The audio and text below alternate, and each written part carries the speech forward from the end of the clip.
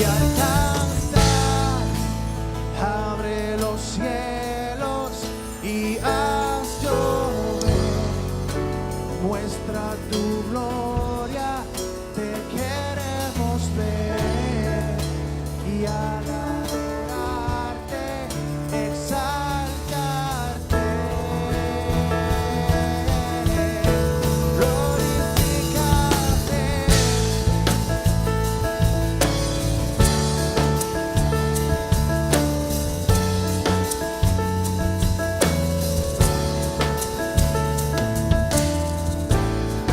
Que toda nación te adore, que toda la tierra clame a ti, todos tus santos canten santo,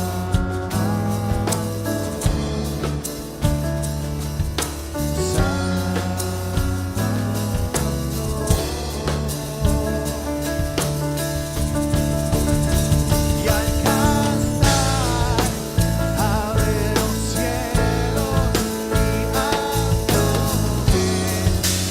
Muestra tu gloria, te queremos ver.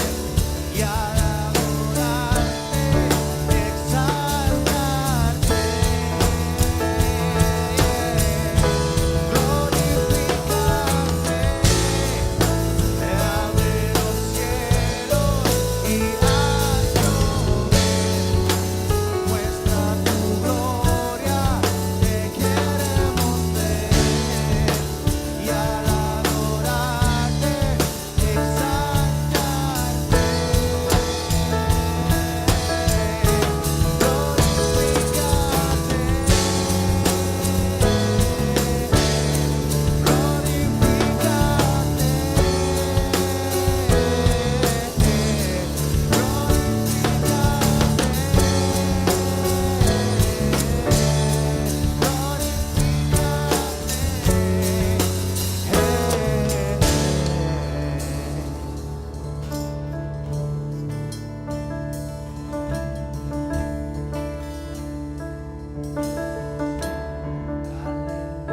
aleluya, te damos gloria, vivimos para ti, Señor. Aleluya, te damos gloria, vivimos para ti, Señor, vivimos para ti. Aleluya, te damos gloria, vivimos para ti, Señor, vivimos para ti. Aleluya, te damos gloria, vivimos para ti. Aleluya, te damos gloria, vivimos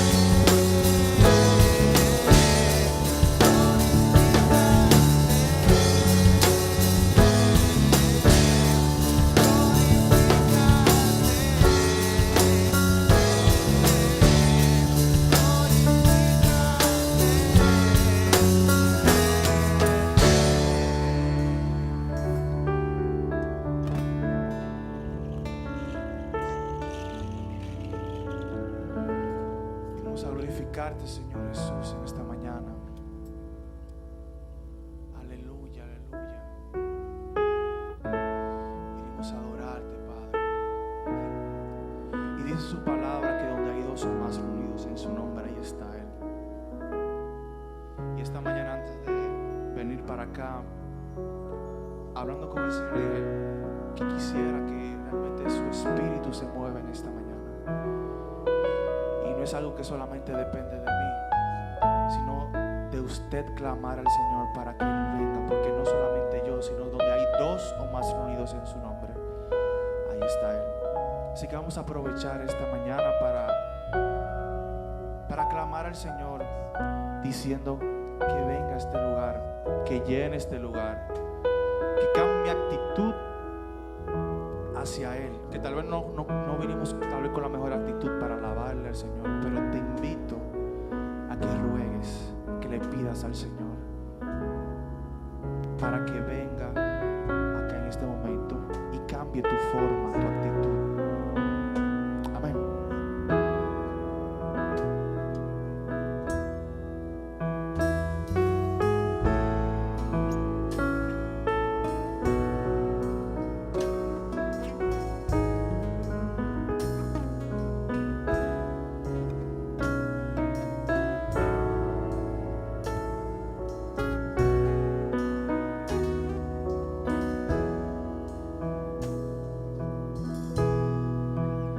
Hay una unción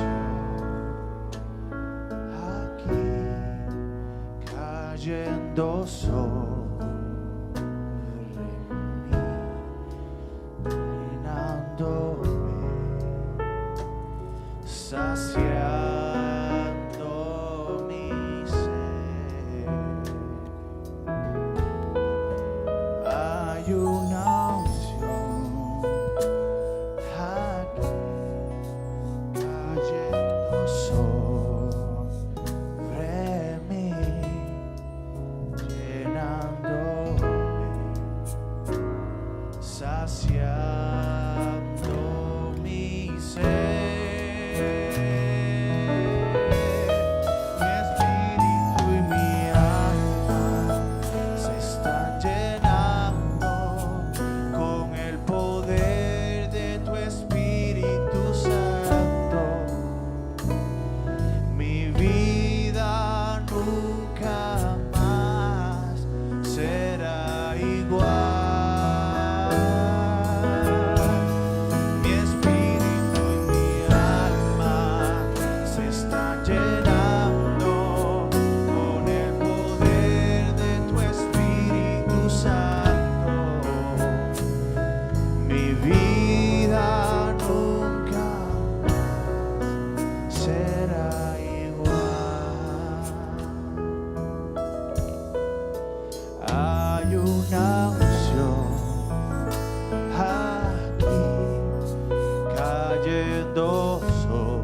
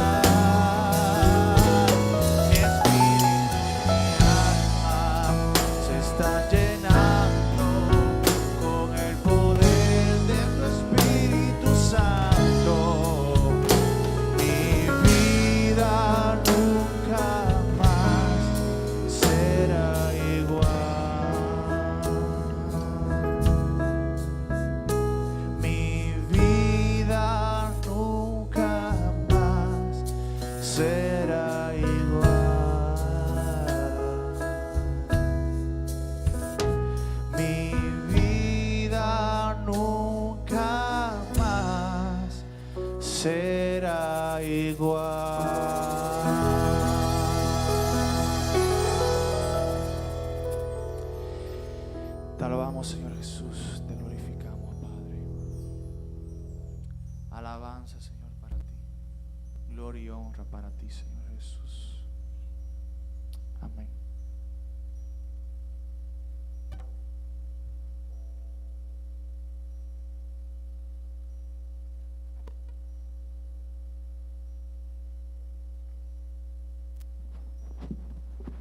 Dios les bendiga, hermanos.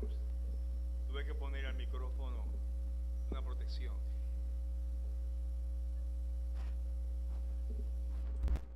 Dios es bueno, amén. Nosotros hace 4 años estuvimos orando por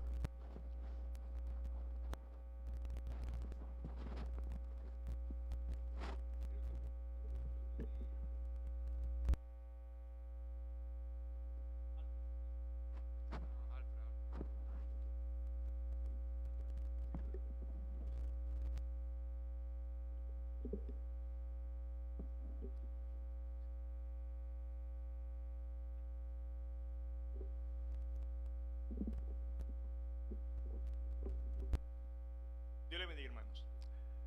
La hermana Mama Carmela, ¿cuánto cómo se llama Mama Carmela? Papá Sucre, Eli, toda su familia, ¿verdad? Eli, Arelis, Carmen, su hermano Eduardo, Moisés Eduardo, estuvo durante 4 años enfermo de cáncer y él murió el día de ayer a las 4 de la mañana. Pero el testimonio es que este joven que murió partió con el Señor con 45 años de edad. Un joven que de niño vino aquí y luego pasaron los años, los jóvenes crecen, se van y también dejó de permanecer en Cristo. Luego se casa con una joven de Noruega, se va a vivir a Noruega y allá en Noruega se enferma de cáncer. Cuando él se enfermó, obviamente muy triste, su niño tenía 1 año de edad, él oraba, aunque todavía no se había reconciliado, todos nosotros con la familia orábamos para que Dios hiciera un milagro, y Dios hizo un milagro diferente. ¿Qué milagro hizo Dios? El milagro de salvar su alma. Hace apenas 2 semanas él recibió al Señor en medio de una predicación a través de la cámara, y con su esposa, la mamá de su esposa, todo. Él recibió a Jesús de todo corazón. Él había estado dispuesto al evangelio, pero estaba muy rebelde y se preguntaba: ¿por qué yo? ¿Por qué tengo yo que morir? ¿Por qué? Y luego aprendió y se le enseñó que más importante que la vida era la vida eterna, y que más importante que la existencia era tener una relación con Dios que le llevaría hasta en la presencia de su Padre Celestial. Así que la rebelión cambió. En estas últimas 2 semanas, en vez de estar enojado, él estaba en la paz que da Dios cuando entra a nuestro corazón. Pero no solo él tenía paz, sino que también tenía paz su madre, Mamá Carmela, paz Papá Sucre, paz sus hermanas, paz la familia de la esposa, que sabían que si era la voluntad que Dios se llevara a Moisés Eduardo, iba a estar en la presencia de Dios, y que todos ellos, su esposa es creyente, cristiana, su hermana es cristiana, allá en Noruega hablo, el esposo de su hermana es pastor, la familia entera estaba en el día de ayer alrededor de la cama de Eduardo despidiéndole. De hecho, ya unas 24 horas antes la familia le cantó, la familia oró, y él, muy débil, alzó sus manos y dijo adiós. Quiere decir que él sabía a dónde iba, y son las cosas que el Espíritu Santo hace, y son las realidades de cuando uno conoce al Señor. Cuando uno no conoce al Señor, todo es un espanto y un terror, porque tú no sabes a dónde vas, y si has estado expuesto al Evangelio y te mueres sin Cristo, mucho peor para ti. Pero él, le damos gloria al Señor porque pudo reencontrar al Señor, y la familia sabe que le verá, y que todos los que en Cristo hemos partido nos vamos a juntar, porque Jesús es la vida, y quien tiene al Hijo tiene la vida. Así que le quise decir esto a los hermanos que no lo sabían, pues si usted quiere llamar a la familia y obviamente darle el pésame, o acompañarle en su dolor, pues ya usted sabe por qué no están aquí hoy en la iglesia, pero ustedes son sus hermanos y su familia. Ellos están agradecidos por la iglesia que ha estado orando todo este tiempo y Dios cumplió su promesa. En esta mañana todavía sí, vamos a invitar al pastor Alfred que comparta con nosotros la palabra de Dios.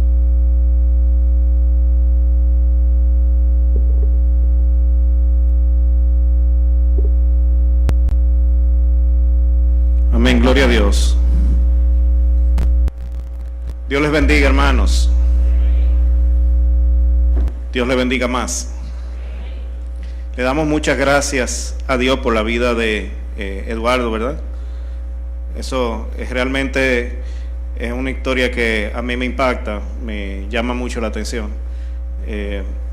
Al margen de, ¿verdad?, tenemos que entender la tristeza por la que pasan los familiares y deberíamos de darle su apoyo. Por el otro lado nos gozamos de saber que Él tiene vida eterna. Así que es una historia hermosa de redención, de salvación. Y damos muchas gracias a Dios. Para mí, señores, es un honor estar aquí. Le agradezco mucho, pastor, por la oportunidad de estar frente a todos mis hermanos aquí en la iglesia. Y esperamos que el Señor venga trayendo de esta palabra y poniéndola en cada uno de nuestros corazones, ¿verdad? Pero que dé fruto, que dé fruto al 100%. Señor, te lo pedimos en el nombre de Jesús. Bien, pues, sin más preámbulos, ¿verdad?, vamos a ir a nuestras Biblias y vamos a ir al Evangelio de Juan en el capítulo 6.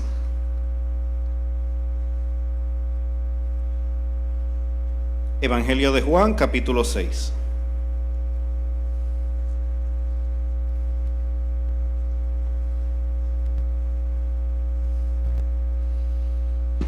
Y vamos a estar viendo aquí una historia que, bueno, es bastante conocida, ¿verdad? Es una de las historias que más quizá hemos escuchado hablar. Se ha predicado bastante respecto a ella. Pero la palabra de Dios es nueva cada día. Y en esta mañana vamos a verla desde un ángulo diferente a como probablemente la hayamos escuchado. Y es la historia de la alimentación de los 5,000. Vamos a leer. Dice: después de esto, Jesús fue al otro lado del mar de Galilea, el de Tiberias, y le seguía gran multitud, porque veían las señales que hacían los enfermos. Entonces subió Jesús a un monte y se sentó allí con sus discípulos. Y estaba cerca la Pascua, la fiesta de los judíos. Y cuando alzó Jesús los ojos y vio que había venido a él gran multitud, dijo a Felipe: ¿de dónde compraremos pan para que coman estos? Pero esto decía para probarle, porque él sabía lo que había de hacer. Felipe les respondió: 200 denarios de pan no bastarían para que cada uno de ellos tomase un poco. Uno de sus discípulos, Andrés, hermano de Simón Pedro, le dijo: aquí está un muchacho que tiene 5 panes de cebada y 2 pececillos. Mas, ¿qué es esto para tantos? Entonces Jesús dijo: haced recostar a la gente. Y había mucha hierba en aquel lugar, y se recostaron como en número de 5,000 varones. Y tomó Jesús aquellos panes, y habiendo dado gracias, los repartió entre los discípulos, y los discípulos entre los que estaban recostados, asimismo de los peces cuanto querían. Y cuando se hubieron saciado, dijo a sus discípulos: recoged los pedazos que sobraron, para que no se pierda nada. Recogieron pues y llenaron 12 cestas de pedazos, que de los 5 panes de cebada sobraron a los que habían comido. Amén. Gracias, Señor, por tu palabra. Bien, como decía, esta es una historia muy conocida, la hemos oído muchas veces, y es muy interesante lo que aquí me está planteando.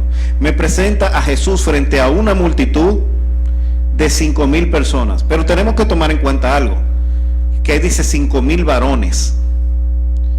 Ahora, los varones aquí estaban representando a sus familias, pero ahí habían también mujeres, habían también niños. Sabemos que había niños porque más adelante vemos a un niño entre ellos llevando los 5 panes y los 2 peces, ¿verdad?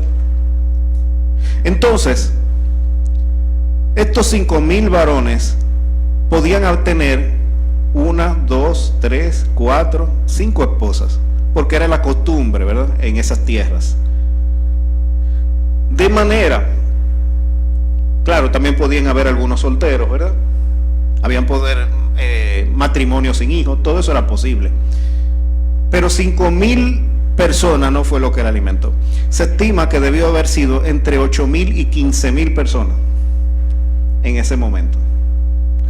Entonces aquí es cuando nos damos cuenta de la magnitud de este milagro, porque 5 panes y 2 peces repartidos entre 8 a 15,000 personas.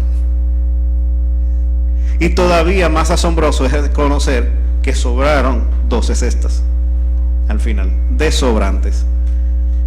Y aquí podemos ver la capacidad de Dios de multiplicar. Este pasaje se ha utilizado para exponer, ¿verdad?, la capacidad que tiene Dios para proveer, la capacidad que tiene para muchas cosas. Sin embargo, en esta ocasión yo voy a analizarlo desde un punto de vista diferente. Y quiero enfocarme en alguien que normalmente es pasado por alto cuando uno estudia esta historia. Y estoy hablando aquí del niño de los panes. Vamos a hablar de este niño porque hay mucho que aprender cuando analizamos a este personaje. Amén. Y vamos a comenzar por el principio. ¿Qué es lo primero que uno ve en este niño? Lo primero que se ve en este niño es que es un niño. Es un niño pequeño. Entonces eso me llama mucho la atención porque comienza uno a preguntarse, ¿por qué Dios escogió a un niño para traer aquello que sería el instrumento para el milagro de la multiplicación? ¿Por qué un niño? ¿Por qué no otra persona? Fíjense qué interesante, ¿verdad? Y esto lo que nos trae a la mente es lo que Jesús ya había hablado acerca de los niños y lo que habló incluso más adelante. En primer lugar, que tenemos una necesidad de ser como niños. Si leemos en Mateo 18, ¿verdad? Mateo 18, en ese capítulo al principio, se trata este tema.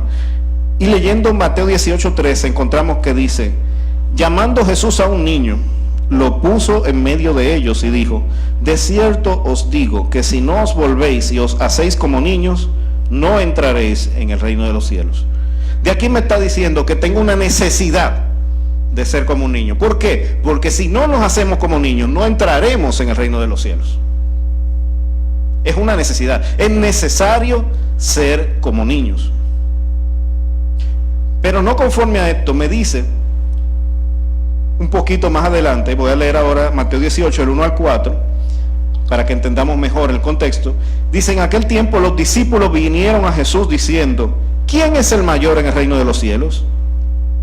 Y llamando Jesús a un niño, lo puso en medio de ellos y dijo: de cierto os digo que si no os volvéis y os hacéis como niños, no entraréis en el reino de los cielos.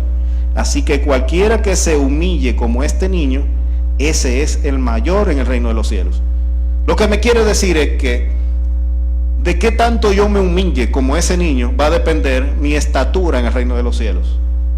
El mayor en el reino de los cielos es aquel que se humilla como un niño.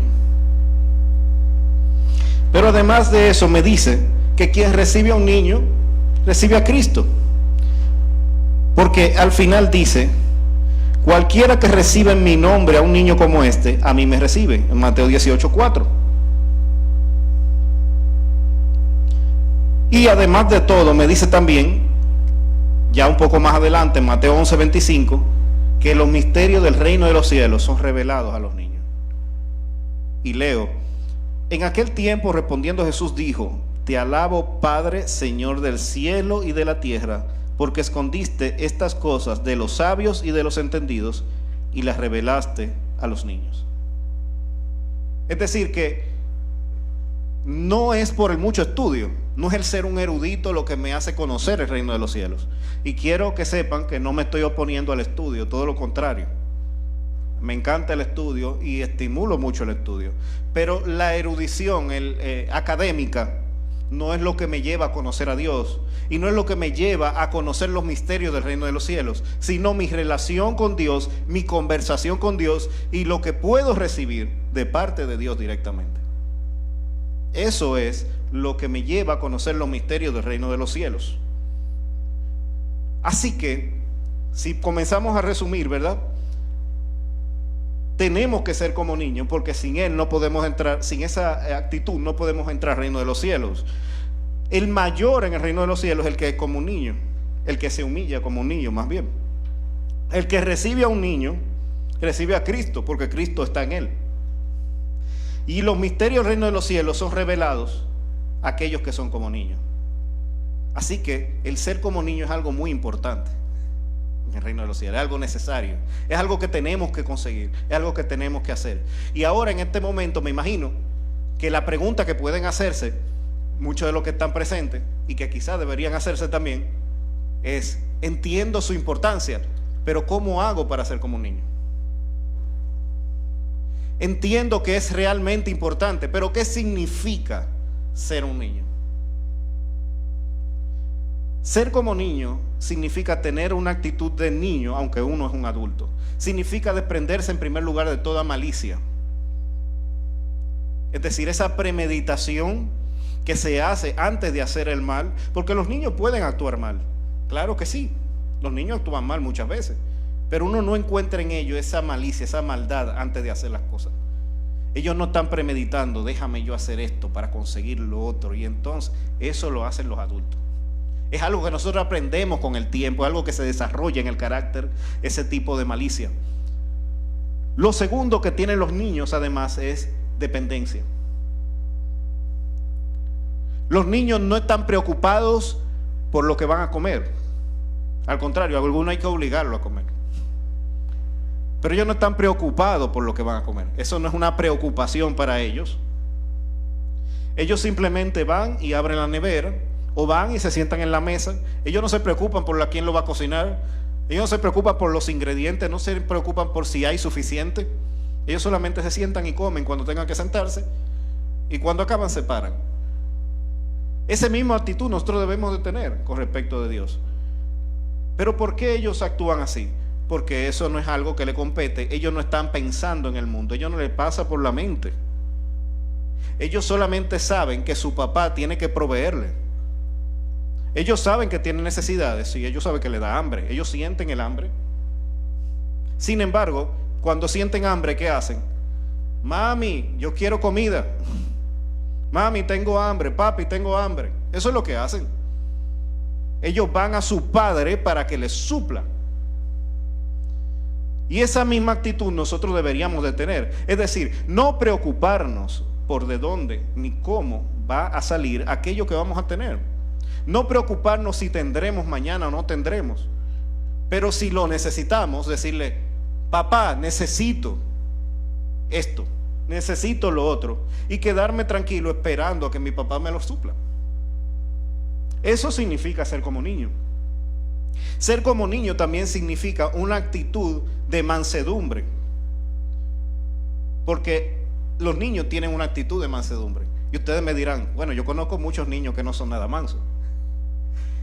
Sin embargo, lo que significa la mansedumbre es un sometimiento a una voluntad. Los niños pueden ser corregidos, pueden ser reprendidos, pueden ser castigados, porque evidentemente no siempre se portan bien. Pero cuando eso sucede, ellos pueden sentirse mal en el momento, pero tan pronto pasan unos cuantos minutos, ya la relación con el padre se mantiene igual. La relación no cambia. Mi papá sigue siendo mi papá. Yo sigo confiando en él, sigo descansando en él, sigo amando a mi papá, sigo dependiendo de mi papá, no importa lo que haya sucedido hace un momento. A mí me pasa con mi hija. Mi hija, de hecho, en algún momento la he corregido, le he llamado la atención, y ella, llorando por el castigo, ella va y me da un abrazo y un beso, aún llorando todavía. ¿Por qué razón? Porque ella todavía me ve como su papá y todavía siente ese amor. Entonces, cuando nosotros estamos en circunstancias difíciles, se prueba ¿hasta qué nivel podemos humillarnos como un niño? ¿Hasta qué nivel podemos decir, Señor, yo estoy en medio de esta prueba, estoy sufriendo por esto, no me gusta, te lo soy honesto, pero tú sigues siendo mi Dios, tú sigues siendo mi Padre, yo te sigo amando, sigo dependiendo de ti y sigo confiando en ti? Eso es una actitud de niño. Y voy a volver a la historia. Lo segundo que vemos, aparte de que el niño de los panes era un niño, que es lo más evidente, lo segundo que vemos es que él dio lo que tenía. El niño no dijo, esto es mío y no lo voy a dar. Él no dijo, me quedo con esto que tengo, porque yo sé que nadie aquí tiene comida, pero yo sí. Él no dijo, esto me pertenece y lo voy a acaparar para mí. Él lo puso a la disposición de los apóstoles, a la disposición de Cristo.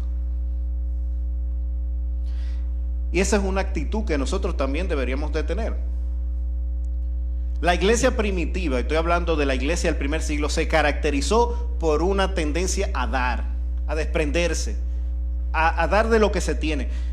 Tenemos varias historias. Una de ellas es la de la iglesia de Corinto, que en determinado momento estuvo pasando por una gran hambre que se dio en aquella tierra, y la iglesia de Jerusalén se desprendió y mandó una gran ofrenda hacia la iglesia de Corinto, que pudo satisfacer las necesidades de esa iglesia en el momento. Y tenemos que pensarlo de este modo,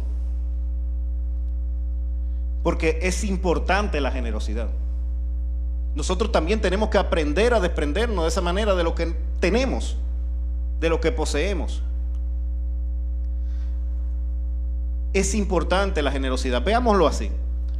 Sabemos que del Señor es la tierra y su plenitud, del mundo y los que en él habitan. Lo que significa que todas las personas de la tierra, incluyéndonos a nosotros, incluyendo a los no creyentes, a todos los malvados y a todos los justos, le pertenecen a él. Pero además de eso, todo lo que existe, desde el más pequeño grano de polvo hasta la más grande montaña, le pertenece también. Y eso significa que todo lo que tenemos aquí en esta iglesia ahora mismo, todo lo que podemos ver, a él le pertenece, incluso las 4 paredes. Esta camisa a él le pertenece porque fue confeccionada con las plantas que él creó. Estos zapatos, el micrófono, todo está hecho con materiales de su creación. Todo le pertenece a él. Y dice la palabra que nadie puede recibir nada si no le es dado de arriba. Lo que quiere decir que todo lo que tenemos nos fue dado por Dios. Entonces, al verlo de este modo, sabemos que todo lo que tenemos Dios nos lo ha dado, y sabemos que todo en realidad le pertenece, y eso nos coloca en una posición no de dueños, sino de administradores, porque solo hay un dueño. Entonces, lo que tenemos Dios nos lo ha dado para que lo administremos. ¿Y qué significa eso? Que nosotros somos una especie de empleados para Dios. Él nos dio a cada uno una porción de lo propio, de lo que es de Él, para que nosotros lo administremos y lo usemos conforme a su voluntad, porque el dueño es Él, y Él es el que decide qué quiere que se haga con lo suyo. Así que si nosotros tenemos lo que nos ha dado y no lo administramos conforme a la voluntad del dueño, estamos siendo malos administradores. Estamos de acuerdo hasta ahí, ¿verdad? Y si el Señor nos dice, por ejemplo, que tenemos que ayudar a los necesitados, y yo tengo personas que conozco que están en necesidad y no los ayudo, estoy siendo mal administrador. Y si hago con lo que Dios me ha dado cualquier cosa, y no voy a hablar solamente de dinero, estoy hablando de muchas otras cosas, estoy hablando de esfuerzo también, estoy hablando de colaboración, de cooperación.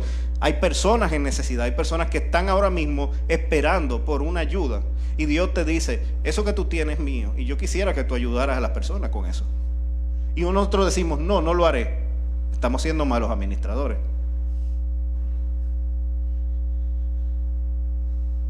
Entonces, significa que nosotros debemos de hacer la voluntad de Dios con aquello que nos ha sido dado, porque el dueño de todo lo que tenemos es Él.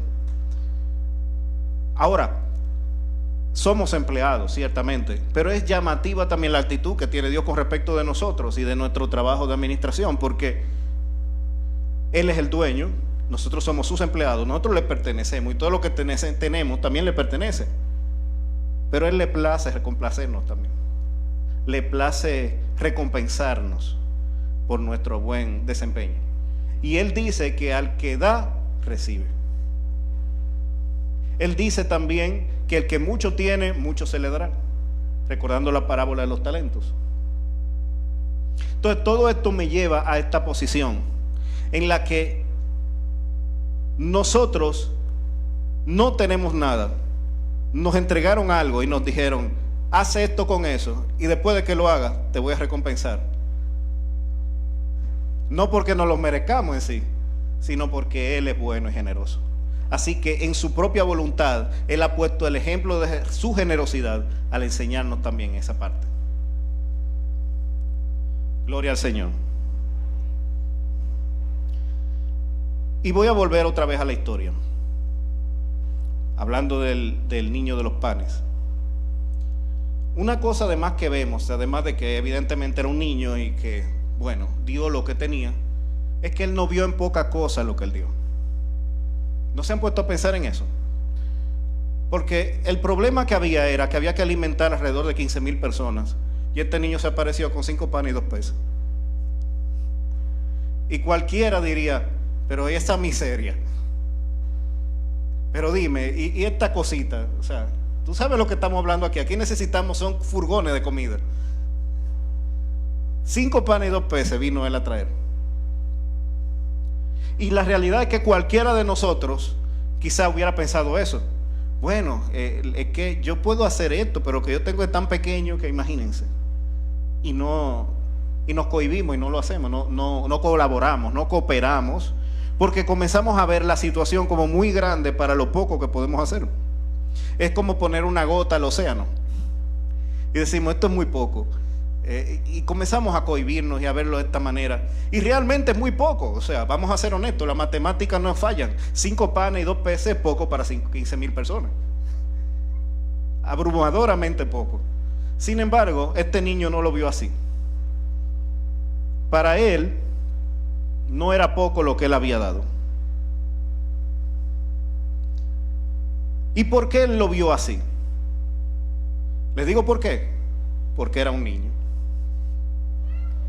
Ustedes no han visto a los niños que cuando hay una situación, un problema económico, ellos son los que vienen y te dan la alcancía con 2 o 3 centavos.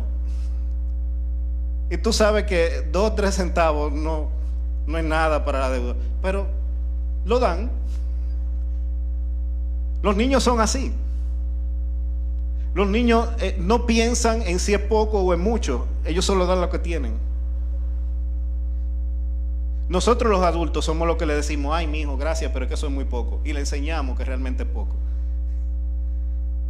Pero ellos están dando lo que tienen. Este niño vino y dio lo que tenía. Ahora, miren esto. Vamos a hacer una comparación, ¿verdad?, entre el niño de los panes y lo que dijeron los discípulos. Y si vamos al versículo 7, bueno, desde el 5 dice, cuando Jesús alzó los ojos y vio lo que había venido gran multitud, dijo a Felipe, ¿de dónde compraremos pan para que coman estos? Pero esto decía para probarle. Es decir, la intención de Jesús era probar a Felipe, ¿verdad? Porque él sabía lo que había de hacer.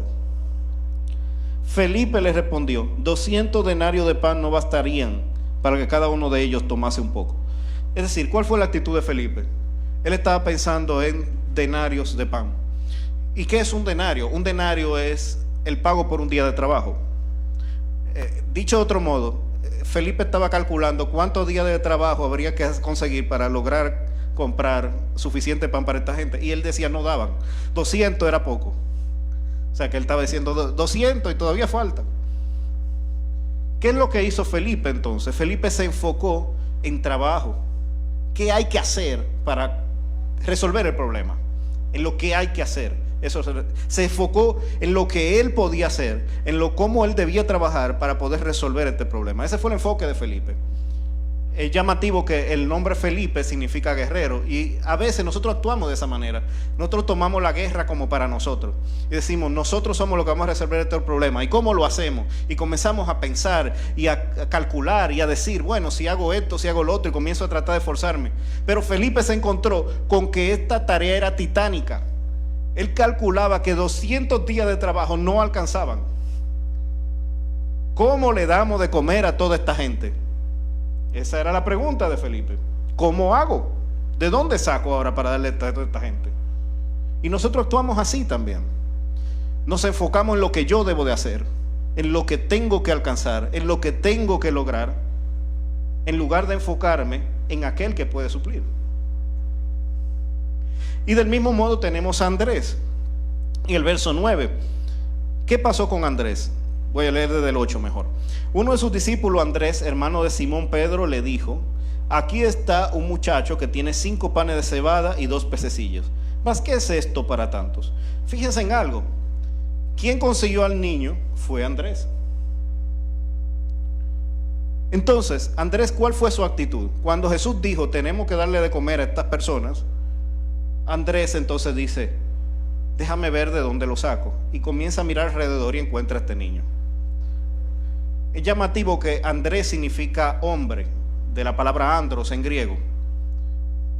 Y es llamativo porque básicamente lo que él estaba haciendo era enfocándose en el hombre. Es decir, él estuvo mirando a su alrededor. Él buscó a ver quién me ayuda, de dónde saco, cómo hacemos. Entonces tiene una actitud diferente y al mismo tiempo similar a la de Felipe.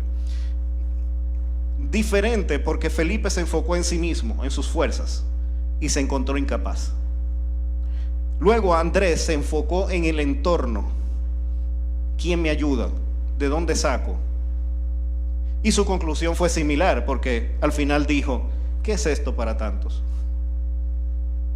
5 panes y 2 peces. Bueno, Señor, mira, yo encontré este niño. Salí a buscar, encontré solamente este niño que tenía 5 panes y 2 peces. ¿Pero qué es esto para tantos? Ambos estaban enfocados en lo equivocado. Uno se enfocó en su propia fuerza, el otro se enfocó en ayuda terrenal, en su entorno. Cuando al lado de ellos estaba el que es la fuente de toda provisión. Sin embargo, aunque el niño estaba dando poca cosa, humanamente hablando, el niño no lo vio así. Él entregó simplemente lo que tenía. Y nosotros tenemos una actitud similar muchas veces a la que tenían Andrés y Felipe. Y tenemos un ejemplo en la Biblia, ¿verdad? David, por ejemplo, fue castigado por censar al pueblo. ¿Y por qué censó al pueblo? Él lo que quería era saber cuántos hombres de guerra tenía para caso de una invasión o en caso de que se hubiera que levantarse una guerra, ¿verdad? Entonces, ¿qué es lo que él decía? Tengo que saber con cuánta gente cuento.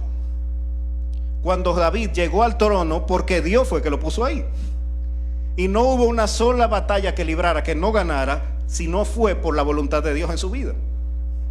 Al final Dios era quien le daba la victoria, pero él estaba confiando en la gente. Ese fue el problema del censo de David.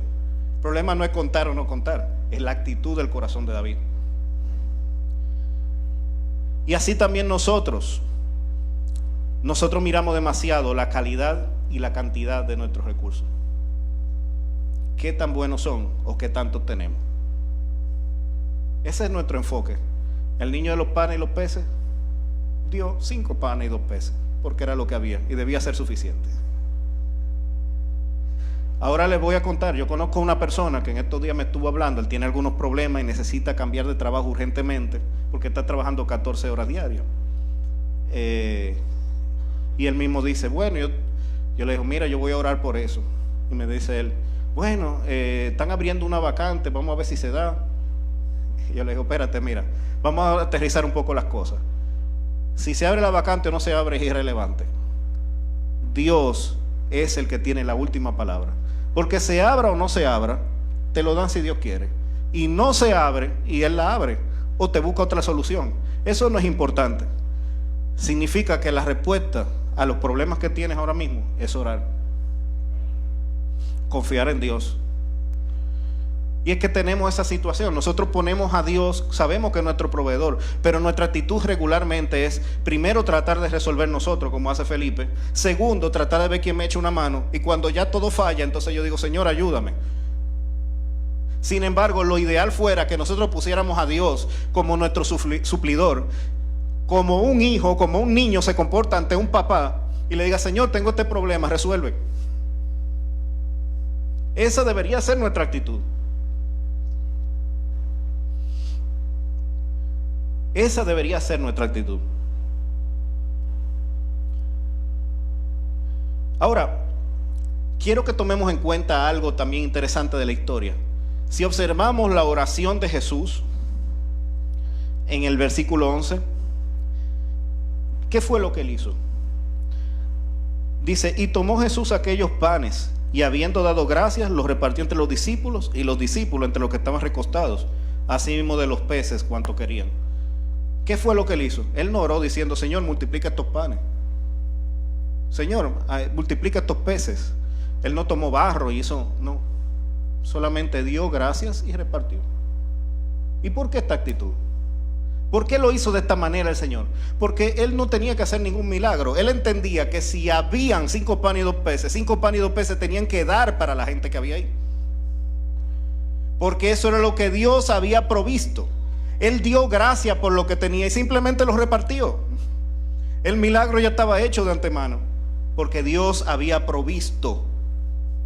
Y así también nosotros. ¿Qué tenemos en nuestras casas? ¿Qué tenemos en nuestras manos? Tenemos lo que Dios nos ha dado.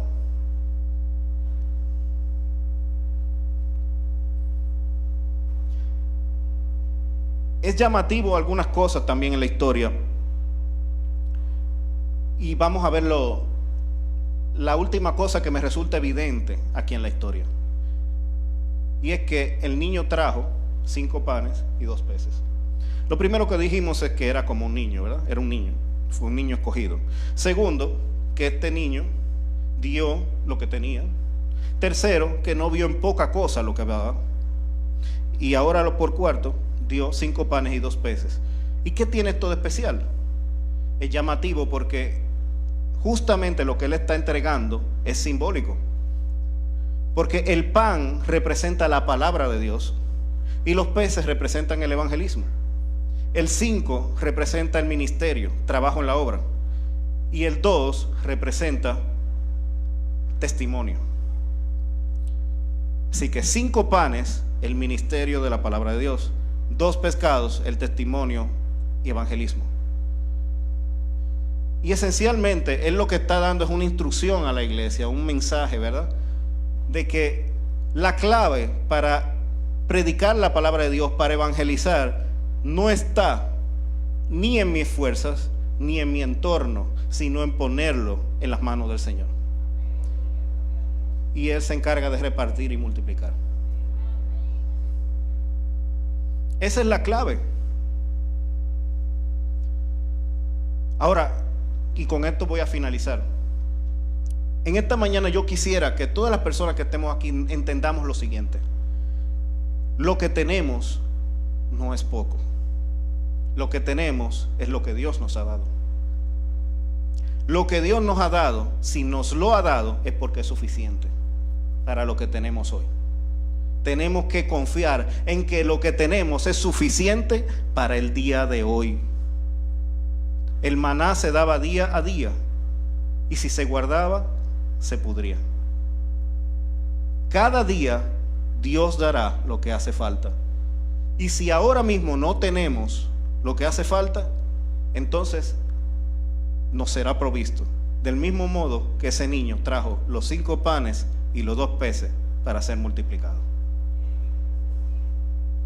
Ahora, quiero que entendamos algo. Esto que estamos diciendo aquí tiene sentido para aquellos que son hijos de Dios. Es decir, para yo tener confianza en mi Padre, primero Dios tiene que ser mi Padre. Y para que sea mi Padre necesito recibirle para recibir con Él esa adopción.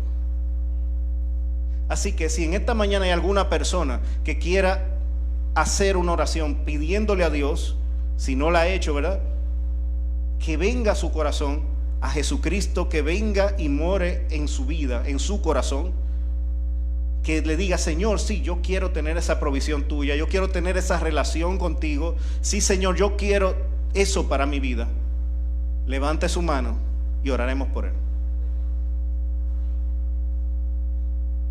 Si hay alguna persona en esta mañana que quiera decirle: Señor, te recibo en esta mañana como mi Señor y Salvador, este es el momento. Dios toca las vidas, toca los corazones.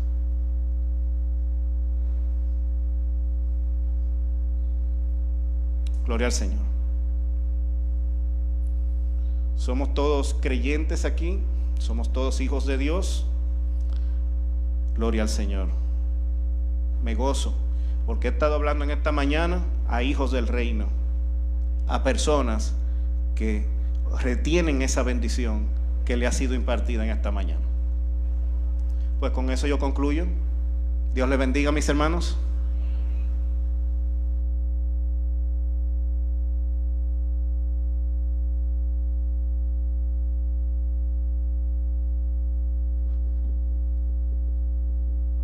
Gloria a Dios.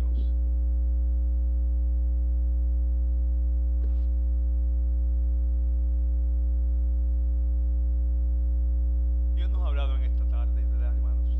Mensaje de confiar en el Señor, de esperar en el Señor, de tener un corazón como un niño que sabe que su padre le suple, un niño que no se enoja cuando su padre le corrige, sino que espera en él, y un niño que no está preocupado, sabe que su padre le cuida.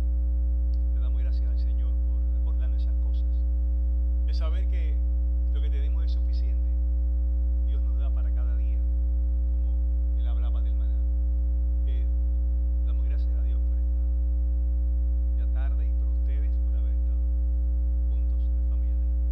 Dios les bendiga, Dios les guarde. Ven para que pueda orar por ti, ven.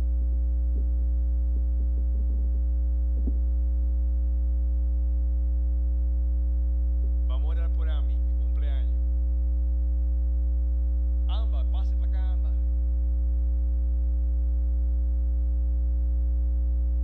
Ami, quédate aquí. Te bendiga, Ami. ¿Cuánto cumpliste? 10 añitos. Qué bien. ¿Y Amba? ¿Cuánto cumpliste? 14 años. Gloria al Señor. Vamos a estar en pie para orar.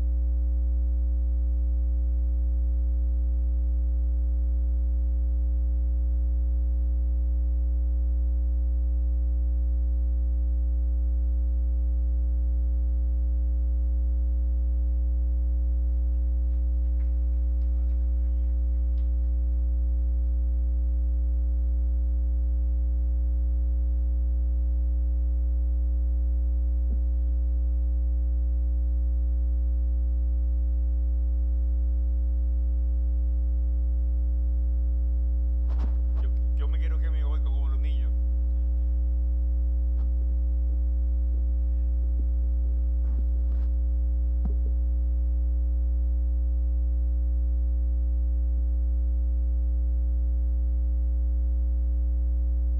La familia Tapia. Tapia Daje.